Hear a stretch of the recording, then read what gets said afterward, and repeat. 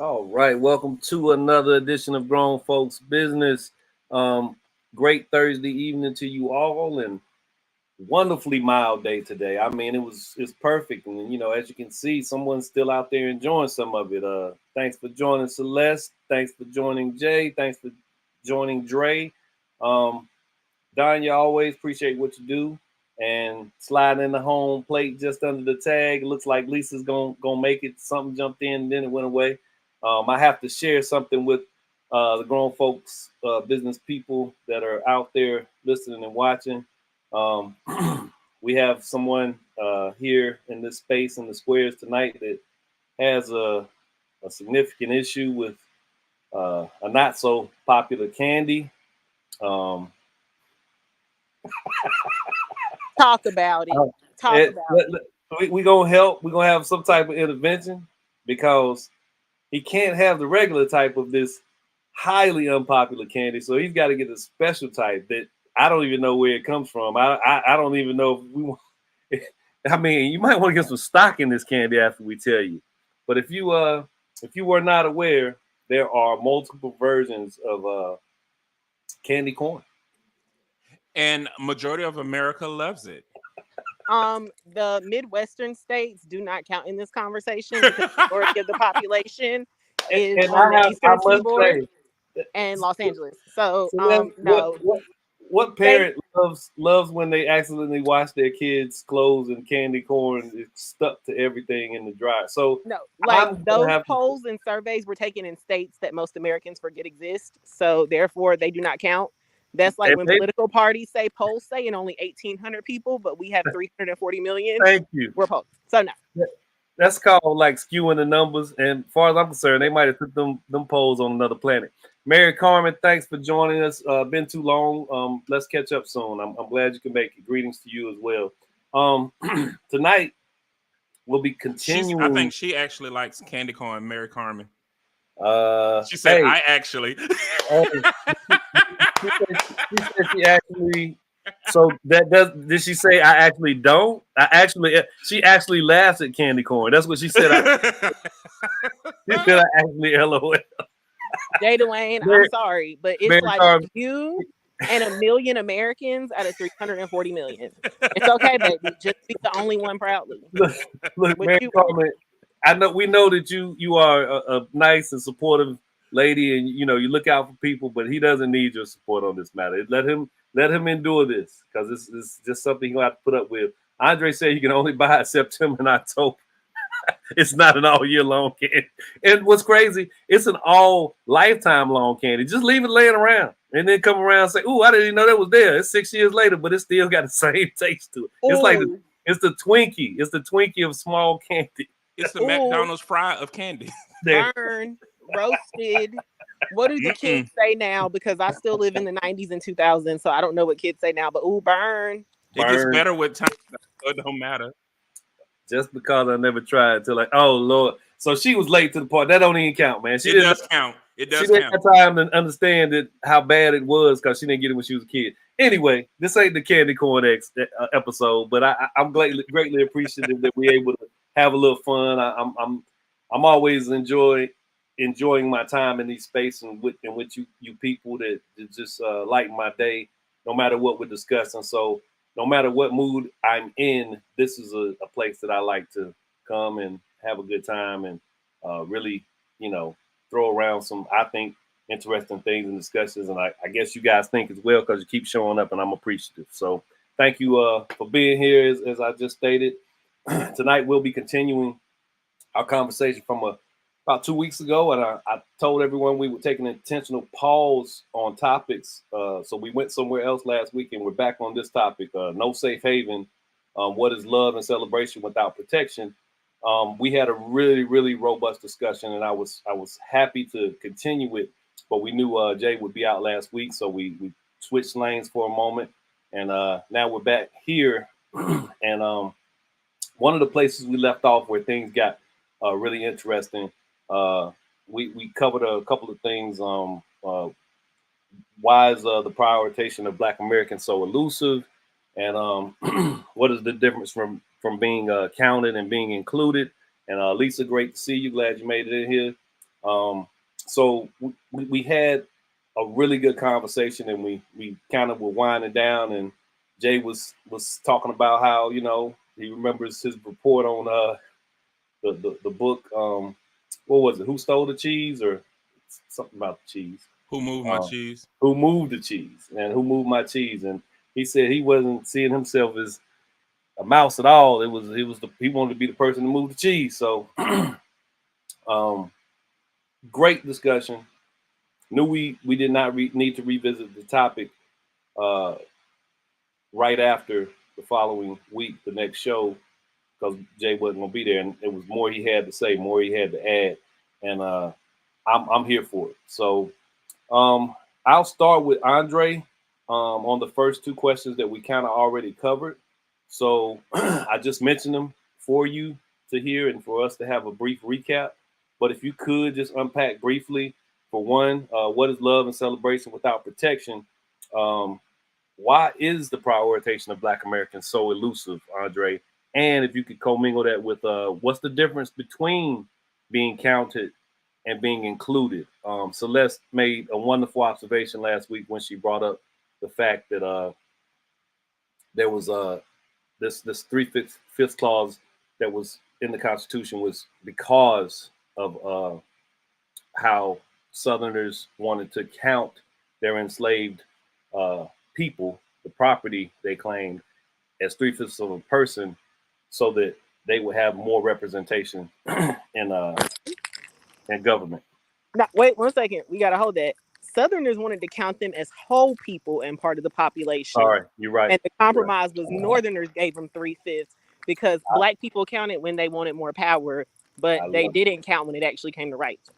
Thank you for that correction. You're absolutely right. They definitely wanted them to count so they have better representation, but no rights. And Celeste, thank you for correcting that. The compromise was that 3/5 of a person clause, which is not about calling them 3/5 of a human. That's something that always gets mixed up. They didn't even call us fully human being. They called us 3/5 of a human being. No, they didn't think you were human beings at all. They thought you were property and chattel property at that, but they wanted to count them, and counting them as 3/5 of a person was a compromise. Thanks, Celeste, for that correction. Andre, those are the things to talk about. Okay, man, Felton, I'm gonna get myself in trouble with one of those three, but I'm gonna have to answer the question how I see it. So the one about being counted and included. So the last couple of years, right, a really big thing, not only in my industry but maybe for everybody else too. If you guys have had to go through this DEI training and stuff lately, right? It's sort of been a very popular thing. So counted and included. So I bring it to my point to that. The last two companies I was with, so let's say the last 5 years of my professional career, the person responsible or in charge of that in my companies has always been a person of color, right? Like the VP of DEI, always been a person of color, and normally a female. I think both times, person of color and a female. But all the VPs and senior VPs and CEOs are not people of color. So what's my point? It's like you're counted. So when we do these phone calls, we're all on Zoom like we are now, and you see the individual boxes with a color person here, a color person there. So we're counted. So look how diverse we are. See how how inclusive our company now is.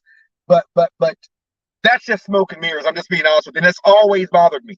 And it's bothered me before you asked me the question on this call, to be honest. I've always been bothered by that.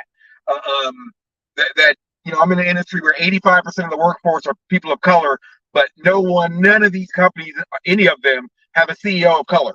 But anyway, I digress because there's other things.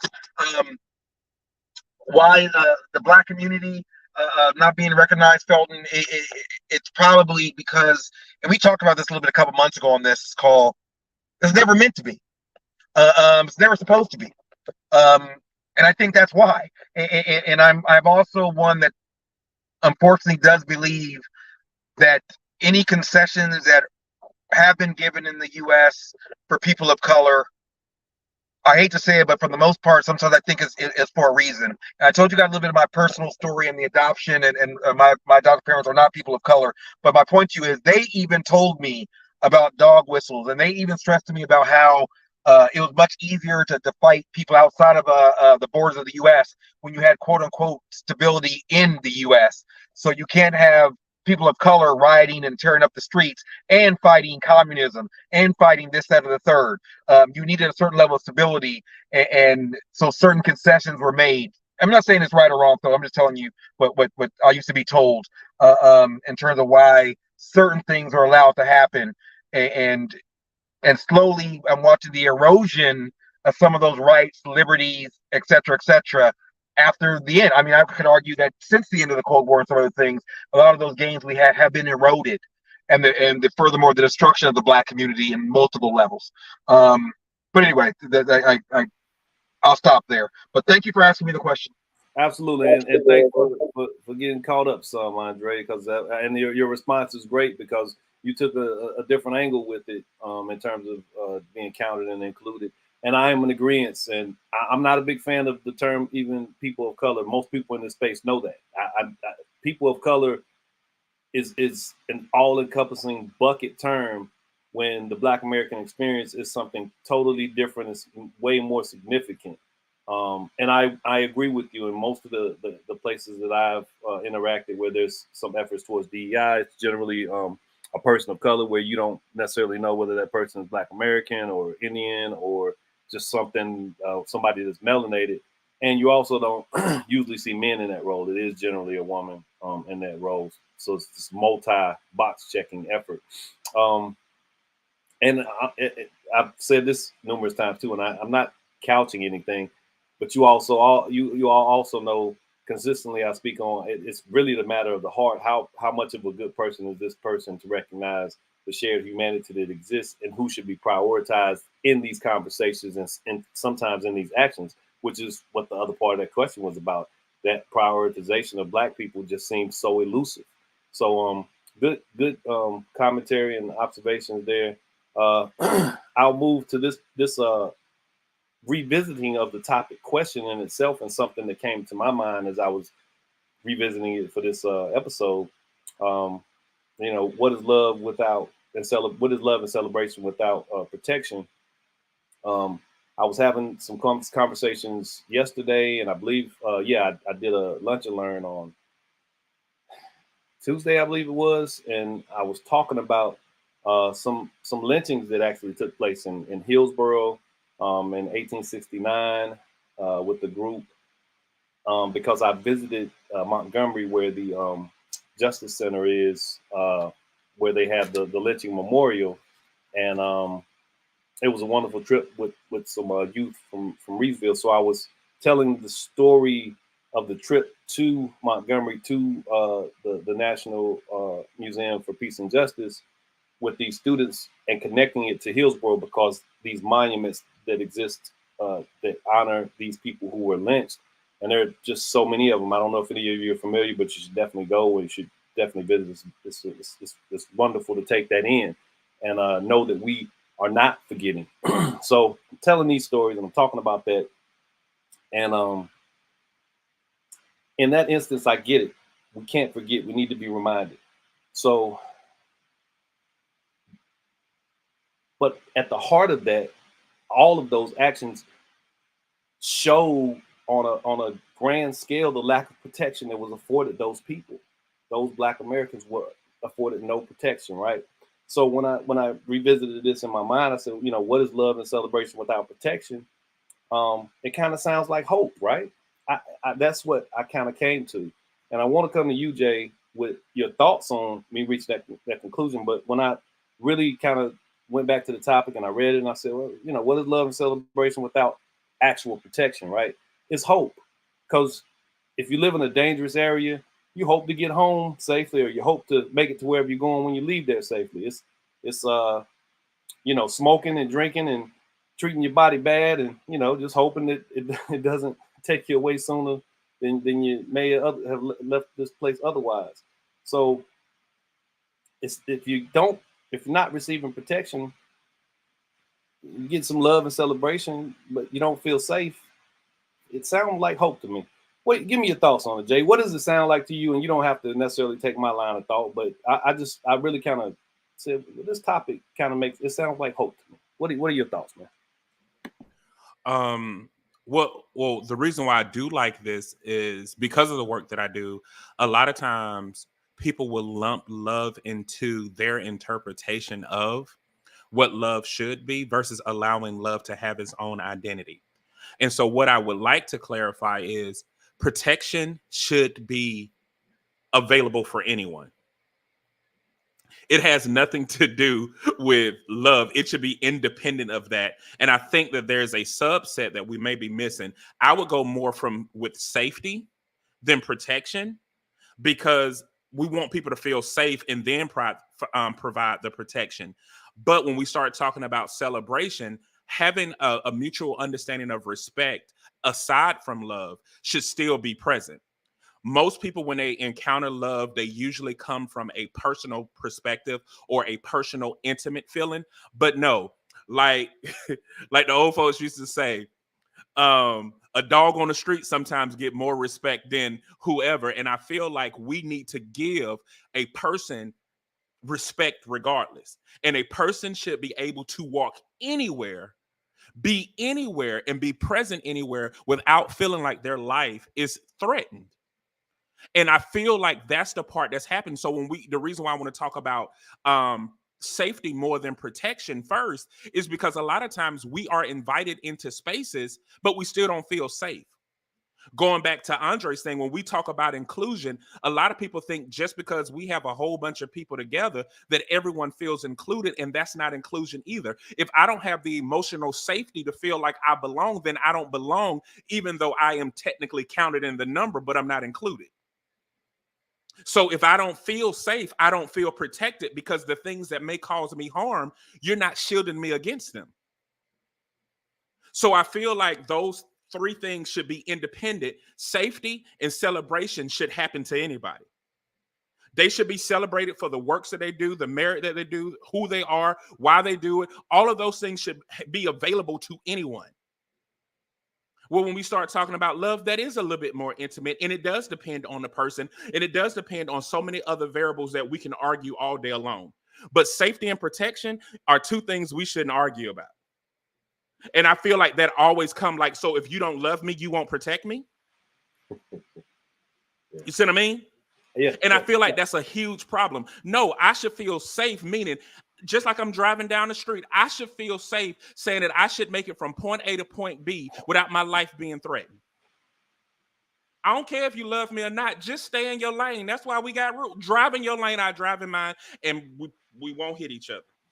Yeah, I think there's some personal responsibility inside of that as well, Jay. And I appreciate you unpacking it that way. That's kind of what I'm doing right now, guys. So I appreciate Jay taking it to where he kind of went with the topic based on what was said. And like I said, I landed in the hope realm. And I don't know, you guys probably know how I feel about hope too. Hope is like dope. So I wanted to highlight in the instance of protection. Protection only becomes necessary, Jay, when you're not safe, right? In the regard of how I'm talking about Black American existence, the lack of safety was always apparent. So there had to be some impetus to the causation that it was understood that protection was needed, and we know it still's lacking. And we know, when I was speaking to that group on Tuesday or Wednesday, whenever it was, that conversation was really about a space of time right after slavery where it was not safe and there was no protection. And when that protection was removed, when I talk about them troops being removed from the South, the Union troops, protection's out the window. So there's a different thing. And I know you were bringing it more to a president's thought, and I get that, but I wanted to make that point clear as well when I was, because I get why you separated that two out. But go ahead, you got something you want to add? Go ahead. No, I was going to actually agree with you, but I think because the illusion of protection, people automatically assume that they are safe. And this is what puts a lot of us in danger, because you have some people who are gullible and very trusting and very hopeful in the image of protection or the facade of protection, and not realizing you were never safe to begin with to even be protected.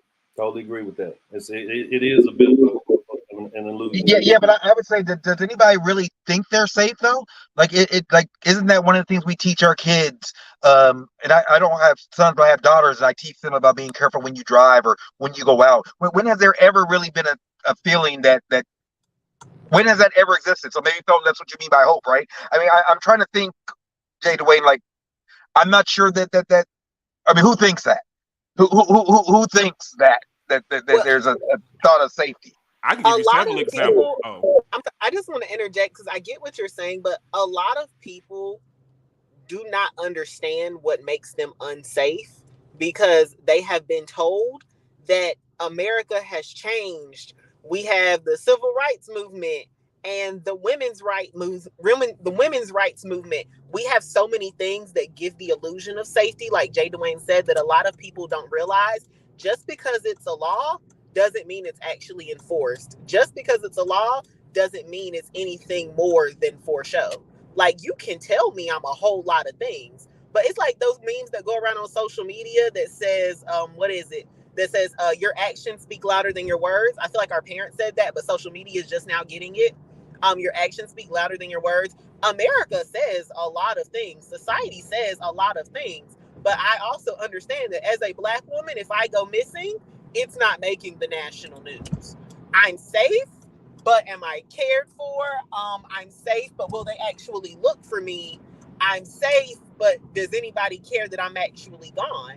If I go get punched in the face at a bar by a white man, most people are not going to care. Most people are not going to say anything, but technically I'm safe because the police will show up even though he won't get arrested. He probably won't get charged with assault nor battery nor assault on a female. So I need you to pick your friends better and something, because that I would care. Well, I'm saying I'm safe. I'm technically safe because it's written down, but I'm not actually safe because the actions are not going to enforce it. I'm safe because it's supposed to be that way, but that white man who punches me in the face goes to the magistrate to get his bond, and he gets put on $10,000 bond. His mom probably hands over $100 or $1,000. I'm sorry, my brain for math isn't working right now, and he goes home. So I'm safe, but is it actually enforced, or is it just something written down on paper? The law can say a lot of things, but yeah, what I'll say to that, and I think this may have been, and I'm not going to put words in Jay's mouth, but the person that would be able to get away with something like that is the more, safe person. That person has an air of safety and protection that is largely inaccessible. And it kind of reminds me of some of the stuff Jay was speaking of 2 weeks ago about, that illusion of inclusion, a lack of significant representation in those areas, just like Andre just alluded to in his profession, where you have the workforce being one thing and the management and the owners being another. And I literally just made that same observation, Andre. I was talking this morning to a group about some stuff, and same thing with the NFL, the NBA, and then, they celebrating Magic Johnson like he really owns enough of a percentage of the Commanders for it to be a difference. That's what I mean by celebration and the mess that we are left with, the fake love and celebration, because he doesn't really own enough of that team for it to be noteworthy, but that's what they do. Lisa, this was a topic that you came into, and you had some really good things to say, and I'm glad you came into it, but you were in a space of you feeling a little not safe and a little not protected. So now you're back home, and we get to revisit this thing, and you're a little bit more in your comfort environment. So you can unpack, the love and celebration without protection topic, and see what you may think of it, or what have you, or just fill us in, since we kind of got caught up in the safety protection dynamic. So just tell us your thoughts. Oh, I don't know. Y'all went everywhere, and I'm kind of like, yeah, oh, but I'll I'm like, wow, y'all have done a great job. Show's over. But I did tell Felton, I called him after the show, and I was like, bro, you're making me feel real uncomfortable being in Idaho for the next few days because I wasn't prepared.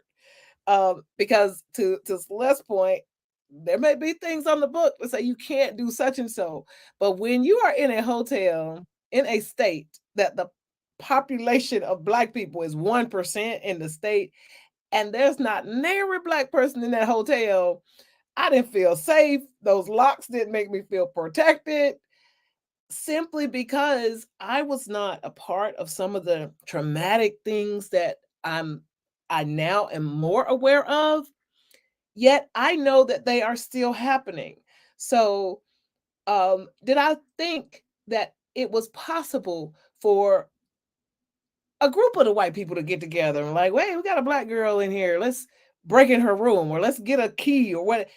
I'm telling you, that is a reality that was still in my mind. I'm in a hotel with all white people. And so thank you, Celeste, for lifting up. Hey, it may be on the books, but then what? Because also, to her point, all of us know that there is a different standard for the judgment of those that even commit crimes. So what do you do? What do you do? I don't know, but y'all, I'm enjoying listening to y'all. I might come off the square and become a voyeur right now and put some stuff in the chat. But thank you all. Y'all have such great points. Look, you can't do that. I value your input too much, so stay where you are. And I get some head nods on that too.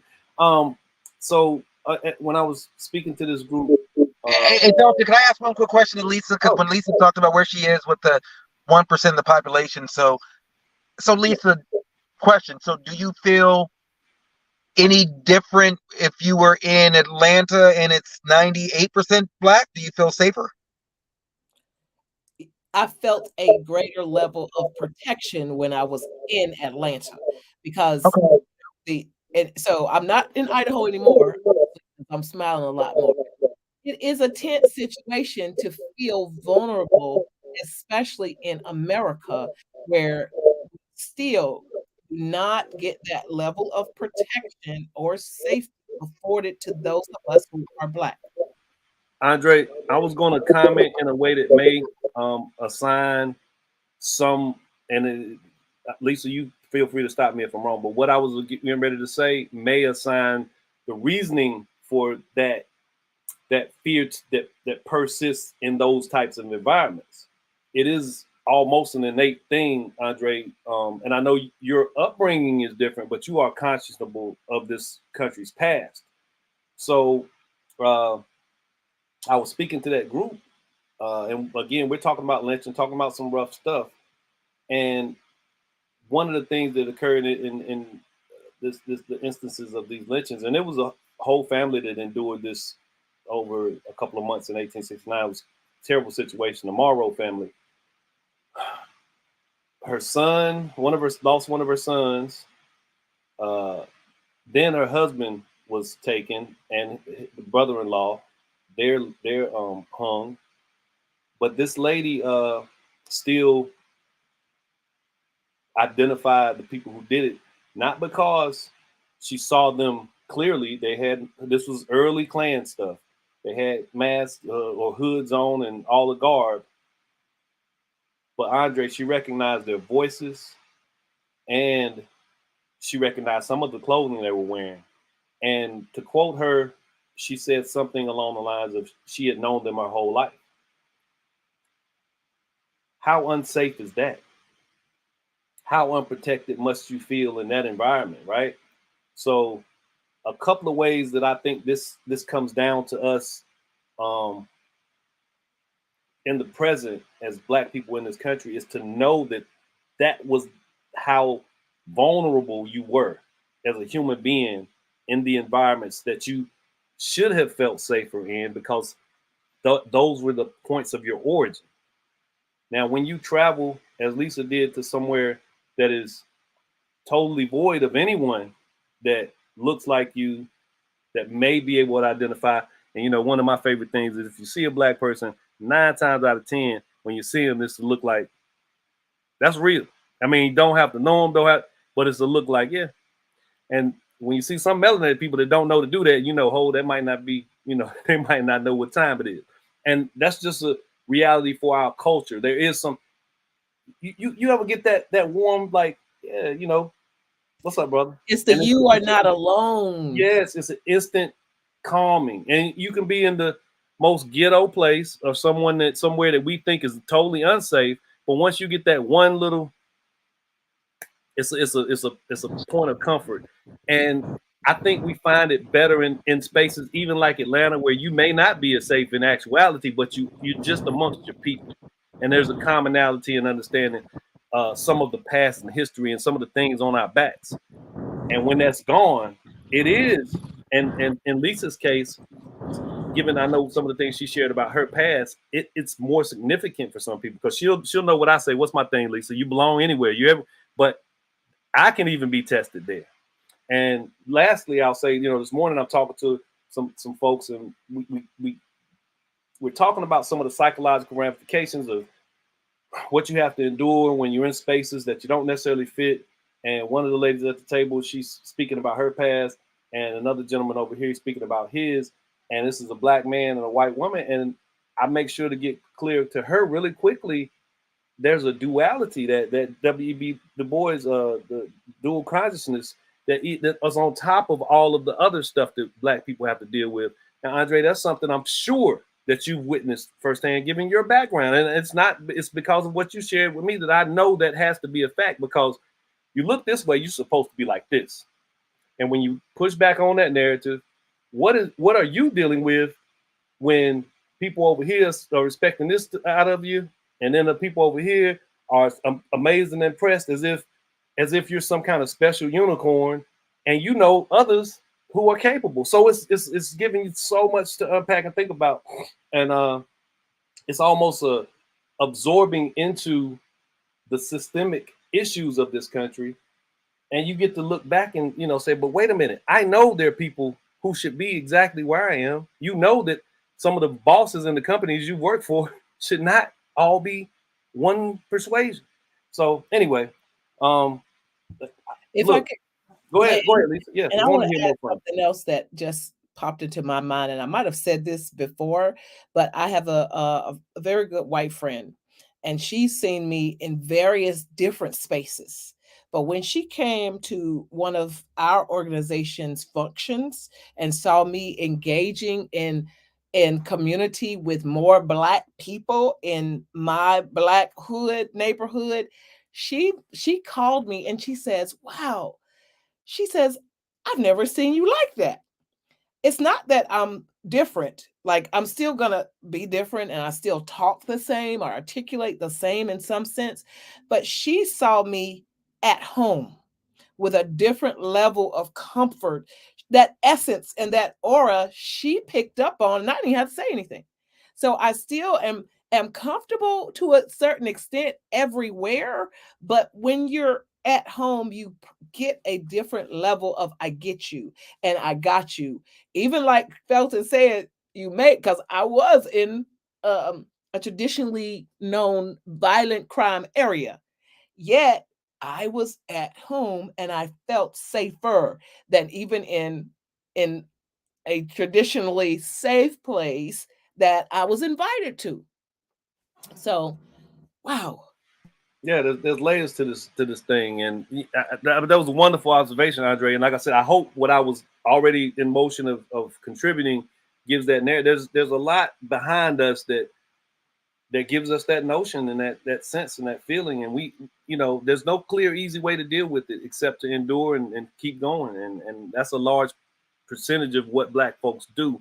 But we have to take moments and recognize, and I'm super glad to have understood Lisa's position last weekend. For her to call and a week before, and for her to call and follow up with me, I was like, wow, thank you, because that means she's very conscious of herself and she's very in tune, and that we talked about that before on this show. So, Celeste, coming to you.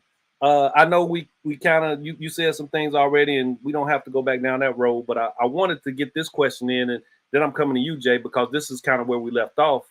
We were going to talk about leadership and some of the deficiencies that exist, and that's what spurred me to say we need to continue this conversation. So let's really quickly, if you could give some insight if you had other thoughts, but also Why won't our leaders act in the Black community's best interest outside of monuments and celebrations?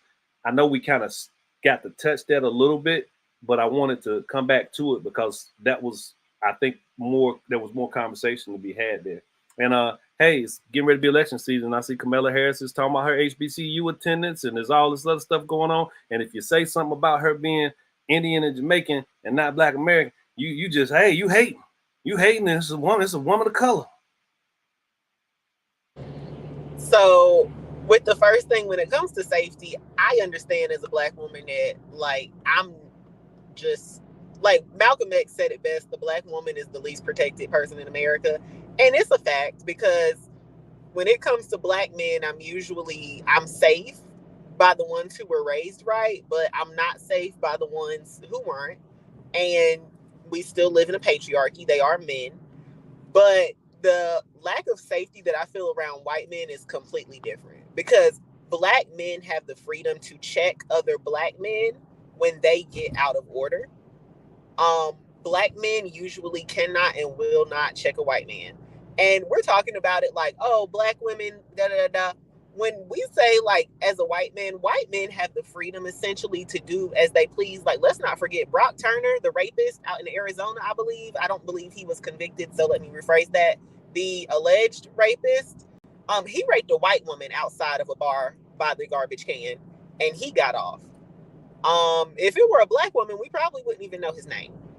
So that's essentially the best synopsis I can give of safety in America. Black women is pretty much you figure it out for yourself, baby girl, because we're not going to do too much. And when it comes down to monuments versus actual action, they fought decades and decades just for the monuments. And when it comes to action, I forgot who it was. I was some president, I believe. They said you can't legislate morality. And sadly, that is 100% true. Looking at it from a legal perspective, from a policy perspective, you can't legislate people to have morals and have values. So this is where, really quickly, Celeste, that's why protection is in this topic. That's why I always elevate this thing. You could not legislate morality, but a war was fought to free and enslave people because you couldn't legislate morality. Once those people were free, those people needed protection, and it was understood at the highest levels of this government that those troops were tasked with protecting Black citizens. So damn legislating the morality part. When something's wrong and the system and the government recognize that it is, you afford the protection where it's needed. So I don't care when I hear that little phrase, because it's absolutely correct. But when we know something's wrong and we decide, look, you go out and mess with a kid or do something to a child, you understand there's consequences for it, and everybody can agree with it. So that legislation doesn't have to be moral. It has to be understood that this is something that cannot happen and will not be tolerated. So I understand why it's brought up, but yeah, there's ways to make sure that society understands that these things have to be normalized, and that's why I'm talking about the failure to protect, the failure to do more in terms and be specific when it comes to Black people. But continue. Statement, because there was never a war fought to protect Black people. There was a war fought over whether or not slavery could go above the 35th parallel. The freeing the slaves. Come on, look, Celeste, don't do that. Don't do that, Celeste. So no, I'm thinking about what takes place after the war is fought, and it wasn't about protecting Black people. It was about slavery not spreading. We know that. So get to the part where we understand that the troops were left in the South for a reason, and that was to protect Black people. They were left in the South because they were worried that white people were going to kill the workforce and it was going to affect the economy. Black people were not thought of and protected as citizens. They were thought of and protected as labor for the economy that was not going to require a lot of pay. Black people were not to be protected to be treated right. They were to be protected so they could show up for work in the fields at 7 o'clock in the morning. Well, that would totally work against that. That would work against that enslaved person, that formerly enslaved person that said to the people, to the white dudes that used to own him, bottom rail on top now, boss. Bottom rail on top there, boss, is indicative of I now have a place of respect in this society, and No, I am Black a protected people are not citizen. supposed to have any respect in this society. We were supposed to continue to be a free workforce. which is No. Come on, Celeste. You can't paint with that broad of a blind brush was when never you know. supposed to be a plan to protect. There was never supposed to be a plan to protect Black people. Then why would they not protect it when the Union troops were removed? When Rutherford B. Hayes negotiated that to get to the presidency. Okay, now we can talk about this off air, but we can't sit up. You can't say what you're saying because none of the evidence supports that. So a lot of the evidence supports that in the fact that y'all getting above my pay grade. Listen, yeah. Celeste, we'll talk about it tomorrow. Lisa, go ahead. Go ahead, Lisa. What was you going to say? I'm saying I can't. Celeste, you are way too learned for me. Yeah, y'all losing me. I'm trying to catch up and catch up. Matter of fact, Celeste, I'll call you when we're done. But this is not gonna be that. No, we can't do that here. Okay, go ahead, Lisa. Give me a lesson tomorrow. Because I'm like, hold on, wait a minute. Let me pull out some history books. Protect me right now. I'm gonna hug you too. Go ahead, you protect me. Please, because I'm trying to keep up. But anyway, I feel lost. I did want to almost have a fight on his hands. Like I was about to drive to his house. We were about to have problems. Please don't.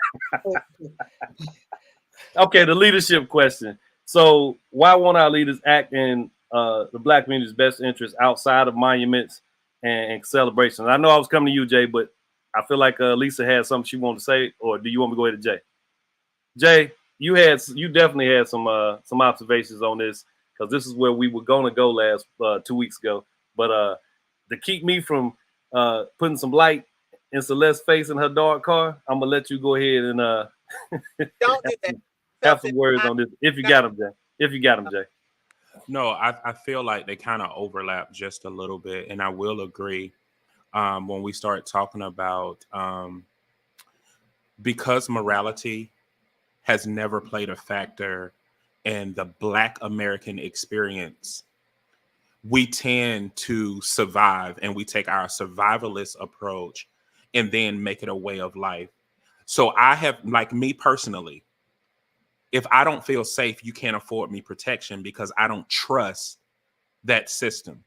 And my entire life, I have always felt, especially when you're called an anomalous male, when you are a male that is educated, emotionally intelligent, and self-aware, you're treated as an anomaly.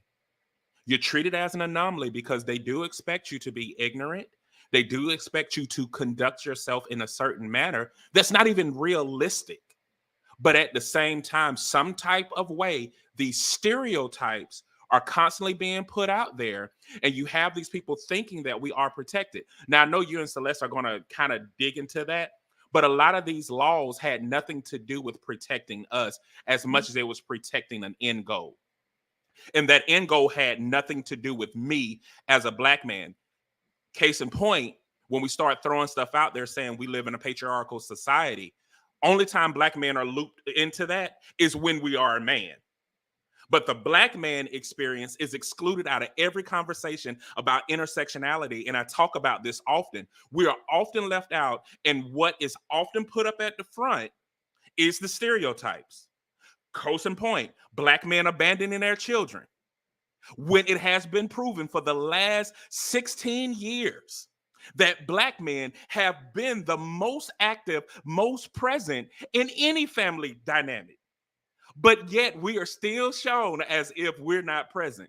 And yes, we can pull experiences out the wazoo. So when you're talking about leaders, if leaders can't see the people that they are leading, when we truly are, because we want to talk about being a republic too, but that's a whole nother thing. But if we truly want to talk about the people that we're leading, if you can't see the people, you'll never celebrate the people that you have. It's very simple. When I was a manager over my larger teams, I celebrated individuality. We didn't call it diversity, but we called it individual efforts. And we celebrated the individual efforts, and we showed how these individual efforts contribute to the success of all of us. America still struggles with that, because admitting the contributions of one family or one group of people seems to put them against another person. And we have a problem with telling the total history. So we have a problem with completing. We have a problem with complimenting or appreciating the total history. We will never have what we truly deserve until we really sit down and appreciate everything that we are. And that's good, bad, the ugly, and the different. I'm proud. Yes, I'm proud to be an American. And I can also speak against all the nasty, ugly stains and corners and lint ball and cobwebs that we have also in our history. But until we're able to have those conversations and confront them, there will never be true appreciation. Just like we got these laws in place, these laws were literally built, and I can tell you this as a single active father. These laws were built in place to not protect me. I don't feel safe. When I walk in any place, me as a Black man, I don't feel safe every day. And what we do is psych ourselves into feeling like we're comfortable. What we do, we change our behaviors. We call it code meshing or we call it code switching. But all of those are safety tactics to ensure our survival. So don't tell me you feel safe if you got a code switch. Yeah. Period. Yeah. Hold on one second, Lisette. Yeah, I said Celeste. I'm sorry about that. Lisette, hush. Yeah. And look, wonderful people. You'll meet her one day. She's awesome. She's one of my colleagues. But no, and you know, after Jay says something like that, it's powerful and it's really well said and stated, because I have reservations about creating an environment that becomes unnecessarily hostile, and especially in here, because it's for us to have this dialogue. And Celeste, I'm always here, and you know how we get down, so that don't nobody take that as being something that was that serious. But there's this energy that exists that Jay alluded to, and I want to get your response, but I don't want you to go too far with it, Celeste, because we're going to have this show in maybe 2 weeks or maybe 3 weeks. We're going to have this show, and Jay, I want you there, and Celeste and Lisa at minimum, and Andre, everybody's welcome. But to have this conversation about this mythology is what I'll call it, around how Black men have this access to the patriarchy. And Jay, I don't know if you remember, but I sent you this show I did way back, and there was this lady on there that breaks down this inaccessibility that Black men have always had to some patriarchal idea in this country. Yet we're commingled with all of these behaviors, and the toxic person is generally propped up to be the Black male. And something you said, Celeste, two things you said in terms of the lack of protection for Black women. We were not going to debate that now, but there's some exaggeration attached to that. And Malcolm X's quote needs to be taken in full context, because it was a lot more said, and it wasn't just about being unprotected. It was a lot about the culture. Andre, can you for a moment? Yeah. It was a lot more said, and it was also about the culture of this country and what it was doing to Black women. It was a lot more to that statement. And I'm going to send you something that maybe gives you a full of view, because it wasn't just as simple as that, as if they're the most unprotected and nobody loves you. But we'll cover some of that. Celeste, I'm gonna give you a moment to say a couple words. Andre, I'm coming right to you after that, and then we're gonna get out of here, because I know we're gonna run over time if we don't. But Celeste, please succinct, and we'll get to something later on. We'll have a show dedicated. You're just skipping all over me. I don't feel protected. Oh, look, Lisa got something that she want to say now. Now, which one is you passed the mic a moment ago. Now you want the mic, so I'm coming back around the space. Celeste, Andre, Lisa, Jay, I'll give you the last word, but keep it succinct so we can get out of here on time. Celeste, give me what you got, and you can give me the rest later. You can we'll jump argue on later. tomorrow. It's okay. No, I know it was more to that statement, but just in that parable that I was talking about, that's where I was applying it. What Jay Dwayne said, it was completely accurate. When I wrote a paper in college about Black fathers being the most active group in their children's lives, my professor actually had me come to her office because she did not believe me, and we had to go through each source and see if it was peer reviewed. But yeah, other than period per, which means I concur, I agree, I like everything you said, I had nothing else to say. Go off. Celeste, can you see it? Celeste, can you see it? What, me making your eye twitch? Oh yeah, because I was gonna see if you saw a tear, because that wasn't really there either. It was the twitching. Thank you. Hey, lunch is off tomorrow. Y'all not messing with y'all. Thank you, Celeste. I appreciate you. Andre, you had something you wanted to say really quickly? Throw it in there. Yeah, I just a couple things Celeste said that I really want to push back on. I don't I don't agree that the black woman is the most unprotected person. I just thoroughly don't agree with that one. And then the statement about black men, we check each other, but we won't check a white man. I can't even explain how much I don't agree with that one either. And I'm just trying to. I just don't know why she would say that. And you said that there would be another call for it, but probably I'll probably be bothered by that even into this evening. I'm just gonna be thinking about the next time I get to talk to her and figure out where that could come from. Like I don't know what man you're around. I don't even understand that. So anyway, so I just want to get off my chest. Look, I love it, and that means Andre just punched his ticket to that magnanimous show we're gonna have when we just throw mud and candy corn at each other. See, it's okay. We'll pick the candy corn up and give it to you later, Jay. You I will not be here because so let's real quick. Give it to me real quick. I'll let you respond real quick.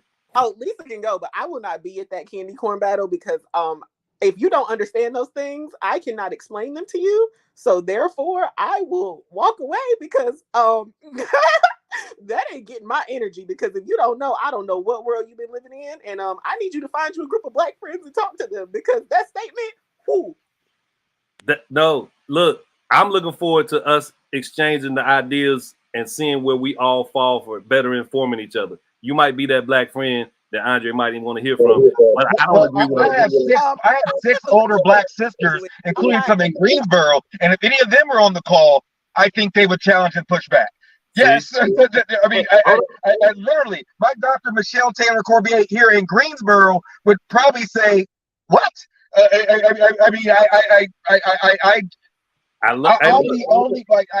am just telling you, that bothered him. Hey. And again, I would say, just to be honest, I think we all need to look at new friends. If you're walking with some black men that would let a white man disrespect you and not check that person because he's a white man, I mean, Andre, time out. We're gonna save all of this for a wonderful discussion, not argument or back and forth. And Celeste, I know you'll be ready. Andre, you'll have time to have processed and you'll be ready. And I think in 3 weeks, because we're off next week, I got a special show the week after where we're going to talk about some community programs, etc. And then I'm gonna enjoy coming up with some discussion points. But I already know one of them is gonna be about this protection thing when it comes to black women. And I appreciate all of this. And this has been one of the more contentious yet beautiful shows because nobody hung up, nobody left the box. So, Lisa, you had something you want to add. I got a lot I want to add, but I will not be at that show. Yeah, I ain't coming. Me and Celeste go somewhere, and we gonna talk about how when she lifted that up, all the black men went jumping on her and said, "Oh my God, that ain't right." But anyway, did not do that. Not all of y'all. Okay. First of all, the protection would have been like, "I'm sorry, sister, that you have had that experience," instead of, "I don't know who you've been around." That's what protection looked like to me. Because I felt attacked. Like, okay, even if you don't know who I've been around, I have felt unprotected as a vulnerable woman. But I can't save it for the show because I ain't coming. No. Anyway. Yes, you are. You're gonna be there. Your presence is requested and required. And Andre, that's yeah. She talking about you. I get it, Andre. I get it. But hold on, this ain't the place. We not defensive. Okay, I'm about to move on. I'm done. No, not you, Lisa. Not you, Lisa. Talking about Andre. I knew you were getting ready to do Mike. He might not. His finger wasn't moving real fast, but it was getting ready. It was doing like this. Call me. I'll educate you tonight. But no, Andre, it's a safe space for all. It's an exchange of ideas, and I swear to you, it's not. This is not a fixed thing. Nobody has the same processors, and when it comes to Celeste, she's a sweet girl. It's okay. Anyway, can you come to me real quick? You ain't got to defend me by saying I'm sweet because I said what I said. Hey, but I'm protecting you. I'm protecting you. Damn. See what happened when you protect them, Lisa? They just jump out. You know what? I'm saying the response should be, why don't black men feel safe checking white men the same way they do black men, not telling me as a black woman who has had to be defended by black men before that what I said is not legitimate, because having to be snatched up because a white man is trying to rub me down, but they can't actually approach him about it. They have to remove me from the situation physically, is a lot different than if a black man would have been trying to touch me. There would have been a, hey, get off her. There probably would have been a shove. A possible fight would have ensued. Don't do that. No. Listen, I got to be respectable with time. But really quickly, that also, and this is not to counter that, Celeste. You have a point. It's also a subjective one because that was your experience. But this is the primary thing. It speaks to this condition that we exist in this country of devaluing black men, period.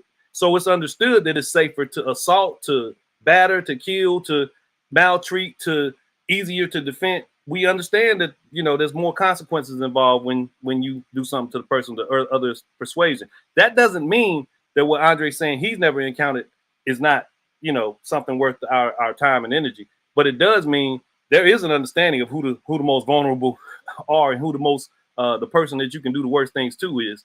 And generally that lands at the feet of black men for that level of interaction. Yeah. You remember all those lynchings I was just talking about? No, when you said interaction at the end, that changed the statement. Y'all. That changed the statement. Y'all. I want to have lunch with y'all tomorrow. Let's talk tomorrow.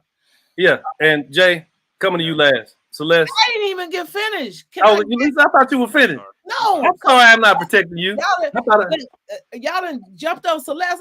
I'm telling you, this is my new niece, and I'm coming for y'all. Hug yourself. You better get protected. Come on. Anyway, what I was wanting to say is that to the point about the statistical propaganda about black men not being good fathers or active fathers, I wanted to put on record that here on this show, I don't know about you, Danya, but if we took a statistical analysis, there is at least an 80% active fatherly participation that I have witnessed. Now, we don't have to put all that out there. Other than Felton don't have kids, so he respects his dad. JD, I know he's a good dad. Andre, I know, I've heard and expect that you're a good dad. Celeste, I know she loves and respects her dad. So y'all do the math and figure out who has some 20% of the bad daddy experiences. So we're going to put that out there. Okay. So it's on, it's on record. 80% of the black men at least are fantastic fathers. So I celebrate y'all. I love y'all. That means a lot for the people that have kids here, but given that I work with them and I appreciate them, and my little people like Celeste, I spend quality time with them. Make sure to take stay out of trouble. I get candy corn to Jay the Waynes of the world. So Jay, take us out of here, man, and don't talk about no candy corn. Let's get up out of here. Go on, give us the final word, sir. If all y'all had candy corn, none of this tension would be this way, because the sugar would calm you down. But no. I will take this opportunity to say, this also, I understood what Celeste was saying from the very beginning. And I think one of the things that we do miss when we have conversations about race is that similarity does provide a form of protection. What I got from her is when I feel a level of safety with another black brother because he's my brother. So I can go in hard with him. Historically, if a black man goes in hard with a white man, what was that, Raising of the Sun? I chose not to do it so I could be your father another day. It's kind of that mindset because we don't check white people like we check black people because we're family. Just like when I'm in a place, if I see blacks, just what you said, if I see blacks, I'm like, okay, it's good. Let's switch it. If I go to a Chinese restaurant and I don't see the Chinese people eating the food, I'm not going to eat that food. Because I know I'm like, they eating it, so it's legit. So I think a lot of times we don't think about similarities, and it's so easy to think about personal perspective. And that's not what this conversation is about. We've all had personal experiences that will be anomalous, but there are collective experiences that we do have to contend with. And we become the voices for that, which makes this show so fantastic, because there's someone in earshot that may not be an arm length that can hear this, receive this, and say, okay, somebody gets it. So I think that that's the overarching thing that we have to just really embrace. And so Celeste, Lisa, you're very much heard. You very much are protected. And even Andre, you are protected, because I will check the hell out of anybody because I understand what we contend with now. But I do remember a time that I would even Bojangle, and we still have present Bojangles who will Bojangle for the non-Black counterparts. So that is ever present, because survival is ever present. And I think that collectively, the show is about talking about what we contend with on a larger scale, not individualistic, and that can easily get lost at sometimes. But I appreciate the dialogue and looking forward to it. I wish I could be at this darn lunch. Hey, man. Because I'm like, and another thing. No, you coming to this lunch, I think. Look. Not tomorrow at 1. I thought you were making. No, I couldn't do the 1. I said that at first, but when she said 6, we'll talk about it. Just hang around after. Just hang around after we get off air. My bad. I misunderstood. But listen, y'all. What Jay Dwayne said, I appreciate all of that. That's what this show is for. And Andre, you're a part of this machine now. Hey, Felton, let me just say one thing to Celeste and Lisa. I know you're about to end. I apologize. Like, I think the biggest thing I was offended about was the thought that I would sit there and let something happen to you and not do something because a person wasn't a person of color. I just was really more upset about that than anything else. So sorry. They received that, I think. But being in your car, that stuff throws things off, man. You gotta be somewhere set. See, if Celeste was still at the park walking around, ain't no telling what would have happened. You know what I'm saying? But she got settled. You gotta get settled. Hey, listen. Awesome, appreciate it. That's what this space is for, Andre. I'm grateful that you able to get that in this instance. And yeah, man. Hey, we here to send out these good vibes in perpetuity, because somebody gonna find this 30 years from now and be like, damn, that was just what I needed. So thank you all for participating. Thank you all for being here. Jay Dwayne, thanks. Lisa, thanks. Celeste, thanks. Andre, thanks. Diane, keep doing what you're doing for us. It keeps us connected to the world. And candy corn is good for one thing, and it's they make good earplugs. There you go. To see how the shape on them, they just go right on. They fit right on in. That's why I wasn't able to go. My phone kept cutting off because I didn't want to hear about no candy corn. Candy corn. Y'all be good. Have a good evening.